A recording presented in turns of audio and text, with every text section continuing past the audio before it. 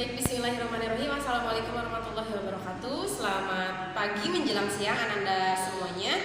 Oke, hari ini belajarnya kita lanjutkan kembali di tema 3, subtema 2, pembelajaran 6. Oke, kalau kemarin Ananda semuanya sudah melakukan wawancara, nah hari ini kita akan membuat laporan hasil wawancara tadi ya, atau wawancara yang sudah dilaksanakan oleh Ananda semuanya. Oke, mungkin di sini ada wawancaranya ke beda-beda ya tempatnya, atau narasumbernya juga nanti berbeda-beda.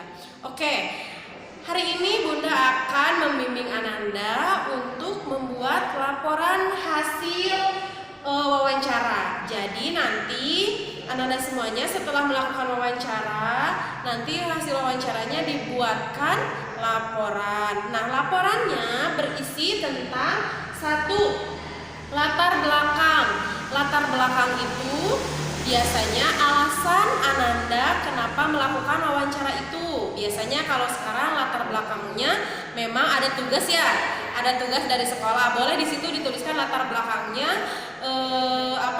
untuk memenuhi salah satu tugas tematik atau apa saja boleh. Kemudian yang kedua, jadi latar belakang itu alasan yang mendasari Ananda untuk melakukan wawancara itu. Kemudian yang kedua itu maksud dan tujuan. Jadi di sini maksud dan tujuan wawancara. Jadi Ananda tujuan mewawancara itu untuk apa? Contohnya nanti di maksud dan tujuan itu, satu, untuk menggali informasi terkait topik yang ingin diwawancara. Misalkan ya, contoh ini, Ananda sudah melakukan wawancara ke pabrik tahu. Nah, maksud dan tujuannya adalah menggali informasi atau mencari tahu bagaimana proses pembuatan tahu.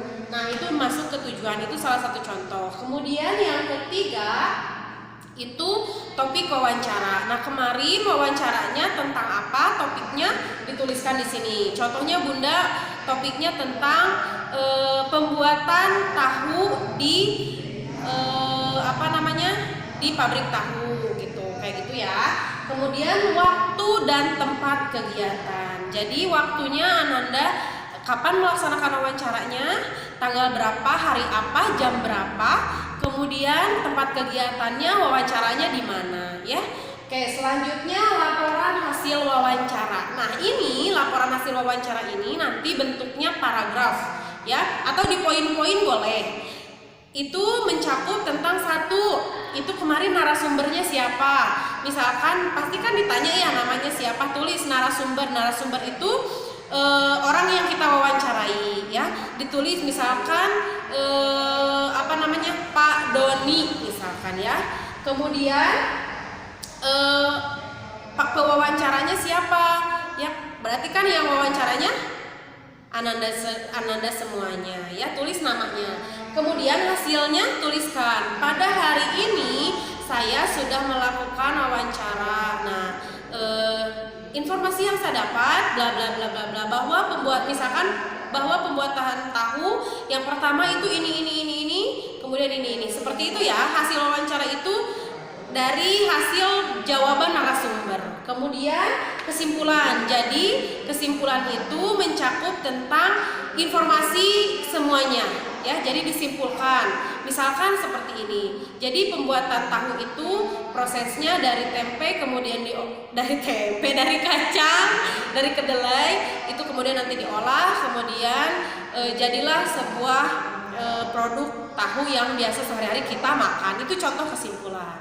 Baik, itu saja untuk pembelajaran hari ini. Apabila ada yang tidak paham, boleh nanti tanyakan ke Bunda, boleh di grup atau boleh japri ya. Terima kasih. Assalamualaikum warahmatullahi wabarakatuh.